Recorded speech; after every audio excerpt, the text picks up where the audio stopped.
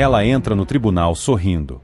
Postura firme, olhar seguro, e uma expressão que parece dizer que tudo está sob controle. Nenhum tremor na voz, nenhum sinal de medo.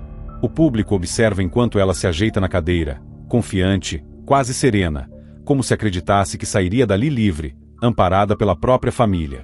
Mas em poucos minutos, o mesmo sangue que dividia laços de amor se transformaria em linha de acusação.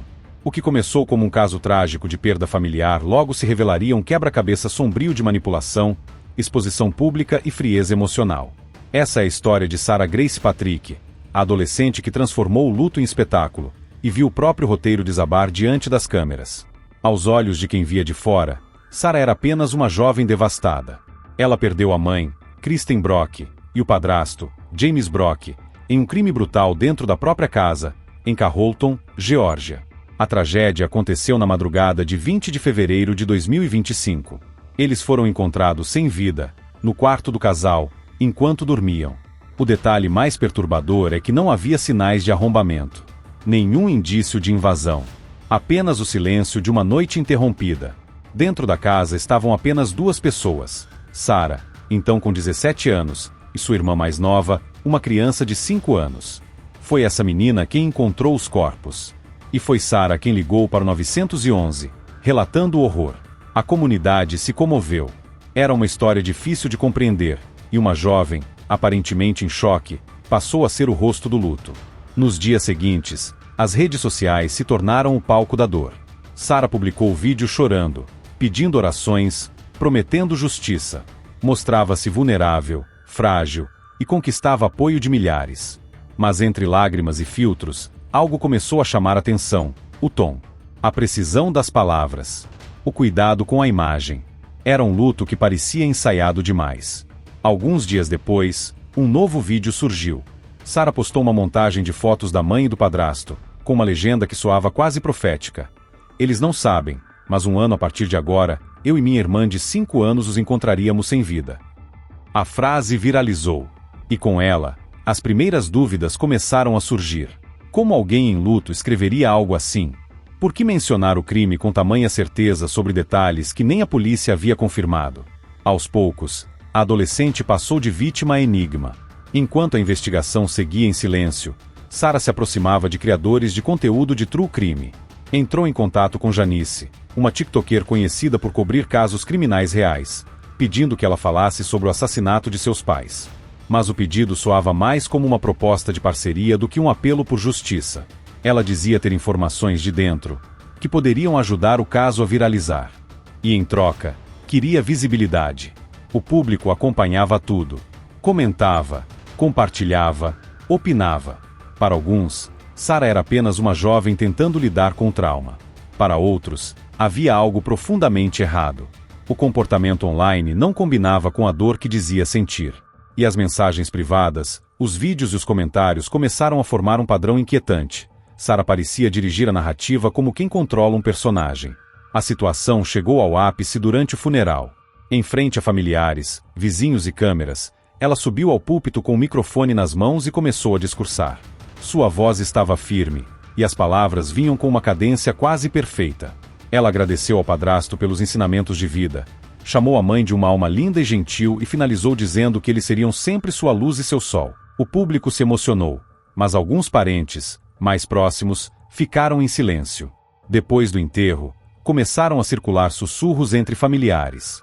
Um deles disse que algo na fala dela soava ensaiado, como um texto decorado. Outro comentou que não parecia uma despedida, mas uma performance.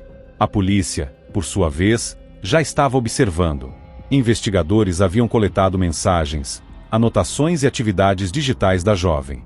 O que encontraram foi um padrão de controle e atenção em comum. Ela não apenas comentava nas postagens sobre o caso, mas também parecia prever informações que só alguém muito próximo da cena do crime poderia saber. Um dos pontos mais curiosos era o conhecimento antecipado sobre a forma como os Brocks haviam sido mortos. Em resposta a um comentário online, Sarah escreveu: "Com certeza eles conheciam quem fez isso, porque a pessoa sabia onde tudo ficava."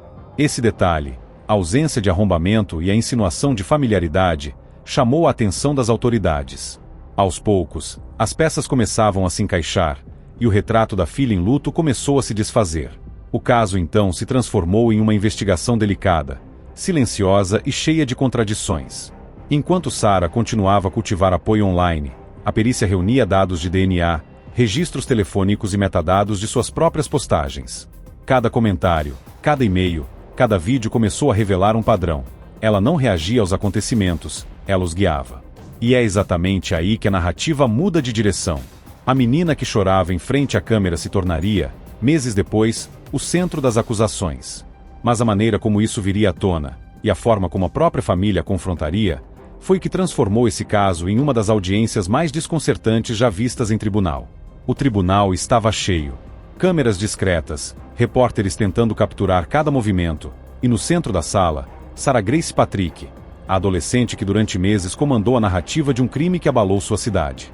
Ela entrou de cabeça erguida, acompanhada do advogado e do pai biológico. Usava o mesmo semblante sereno que tantos já haviam visto nas redes, expressão calma, quase confiante. Era o rosto de quem acreditava que a história ainda estava sob seu controle. Enquanto o juiz chamava a sessão à ordem, Sarah olhou brevemente para o público. Entre os presentes estavam familiares, amigos e pessoas que haviam acreditado na sua inocência. Muitos esperavam vê-la sair de lá amparada, com promessas de apoio e fé. Mas o que se desenrolaria nas horas seguintes destruiria por completo essa imagem. A promotoria abriu o caso de forma meticulosa, sem dramatizações. Apenas fatos. Foram exibidos trechos de vídeos postados por Sarah, gravações que mostravam ela chorando, falando da mãe e do padrasto, pedindo orações e, ao mesmo tempo, fazendo menções detalhadas sobre o crime antes mesmo que informações oficiais tivessem sido divulgadas. Os investigadores revelaram o que chamaram de um padrão digital consistente: mensagens a criadores de conteúdo, comentários em postagens e até tentativas de direcionar a cobertura do caso na internet. Um dos promotores destacou um e-mail em particular, enviado por Sarah a uma influenciadora de true crime, no qual ela dizia: "Posso te contar coisas que nem a polícia sabe. Vai ser grande. A história precisa ser contada direito." O silêncio tomou conta da sala. A promotoria usava as próprias palavras da ré para ilustrar algo mais profundo que curiosidade: a necessidade de controle sobre o que o público via e acreditava. Sarah, até então, mantinha o olhar fixo à frente, quase impassível. Mas a tensão começou a crescer quando as primeiras testemunhas foram chamadas. Colegas de escola, vizinhos e conhecidos descreveram uma jovem com personalidade dupla: empática em público, distante e fria em particular. Uma professora relatou que, poucos dias após o crime, Sarah apareceu na escola dizendo estar cansada das mensagens de condolência. Disse isso com naturalidade, como quem queria mudar de assunto. Cada depoimento adicionava uma rachadura à fachada que ela construiu por meses. Mas o ponto de virada não veio da promotoria. Veio da própria família. Quando o juiz anunciou o nome da próxima testemunha, a expressão de Sarah finalmente mudou. Era sua tia. A mesma mulher que ajudou a cuidar dela durante a infância, que esteve presente no funeral e que, até então, evitara qualquer aparição pública. Sarah olhou rapidamente para o advogado, como quem busca uma resposta silenciosa. Mas já era tarde. A mulher subiu ao púlpito e o tribunal mergulhou em um silêncio quase fúnebre. A voz dela tremia no início, mas logo se firmou, e cada palavra soou como um golpe controlado. O réu que vocês veem ali não é a menina que eu criei ao lado da minha irmã. É alguém que aprendeu a manipular. Que sabe o que dizer, quando dizer, e como parecer frágil quando precisa.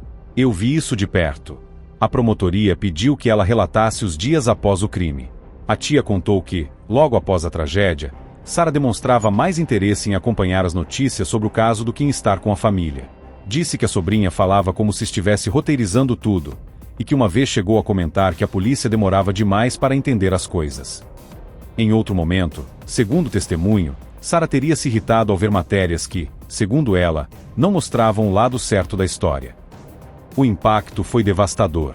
O público na sala observava a jovem que, minutos antes, parecia inabalável. Agora, ela desviava o olhar, cruzava as mãos no colo e balançava a perna em nervosismo crescente. O juiz pediu silêncio diversas vezes. O murmúrio entre jornalistas e familiares tomava conta do ambiente. A tia continuou, cada vez mais firme. Ela pode parecer calma, mas é só aparência. Eu vi como tratava a irmã pequena nos dias seguintes. Fria, distante. Falava do crime como se estivesse comentando uma série de televisão. E o que mais me preocupa é que, se sair daqui, ela pode tentar silenciar quem ainda pode falar. Nesse ponto, a defesa tentou interromper, alegando que o depoimento era emocional demais e não apresentava provas concretas. Mas o tribunal já estava sob outra energia. Aquela mulher, uma figura familiar, sem interesse em fama, havia exposto o que muitos temiam admitir, que Sarah não parecia apenas manipuladora, mas desconectada da gravidade do que aconteceu. A promotoria retomou a palavra, destacando o perigo de liberação sob fiança. Eles argumentaram que a jovem tinha acesso a recursos, influência familiar e, acima de tudo, habilidade de manipular narrativas, um risco para testemunhas e para o próprio andamento do caso. O argumento era claro: o tribunal não estava apenas julgando um crime, mas avaliando até que ponto alguém pode se esconder atrás de uma imagem. O advogado de defesa tentou reconstruir o cenário, apresentando Sarah como uma adolescente emocionalmente confusa, perdida após uma tragédia, incapaz de compreender o impacto das próprias ações. Trouxe à tona o histórico religioso da família, sua participação em atividades comunitárias e o fato de ela nunca ter apresentado comportamentos violentos anteriores. Mas a balança já pendia para o outro lado. O juiz ouviu pacientemente todos os lados antes de se pronunciar. Enquanto falava, o olhar de Sarah alternava entre o chão e o rosto da tia, que permanecia firme, sem desviar. E quando o magistrado anunciou que a liberdade sob fiança seria negada, o semblante de confiança se quebrou pela primeira vez. Ela levou as mãos ao rosto, chorou, e o som ecoou no salão, não como um soluço de arrependimento, mas como o desespero de quem perdeu o controle do próprio enredo. Miss Patrick, disse o juiz, por tudo que foi apresentado, e pelo risco claro de manipulação e fuga, este tribunal entende que a senhora não é uma candidata adequada à concessão de fiança neste momento. O martelo bateu. E naquele instante, o sorriso que entrou pela porta se transformou em silêncio. As câmeras capturaram o momento em que Sarah deixou a sala algemada.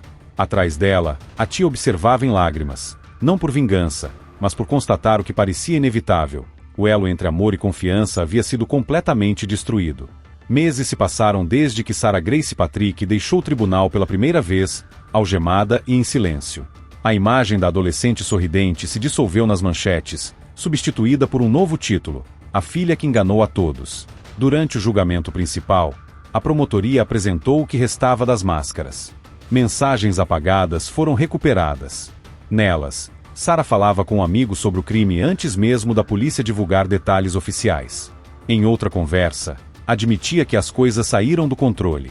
Mas o que mais chocou foi um vídeo encontrado no celular, uma gravação feita horas antes do crime, em que ela filmava a própria mãe dormindo, narrando friamente: as pessoas logo vão saber o que acontece quando alguém me ignora. O júri ouviu tudo em silêncio.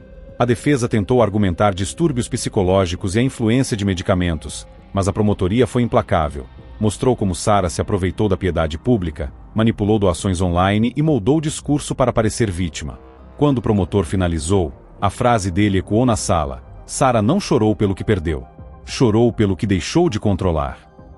Ao ouvir o veredito, o rosto dela voltou a se endurecer, frio, distante. Culpada por homicídio em segundo grau. A sentença: 35 anos de prisão. Enquanto o juiz lia a decisão, a tia que a havia delatado permaneceu imóvel, lágrimas contidas. Do outro lado, Sarah finalmente olhou para ela. Sem raiva, sem remorso, apenas um vazio absoluto. Era o olhar de quem entendeu que, pela primeira vez, ninguém mais acreditava na sua versão. Ao ser levada, ela voltou a sorrir, um gesto mínimo e enigmático que congelou a sala. Não era o sorriso de arrependimento. Era o mesmo de quando tudo começou, o sorriso de quem ainda acredita ser maior que as consequências.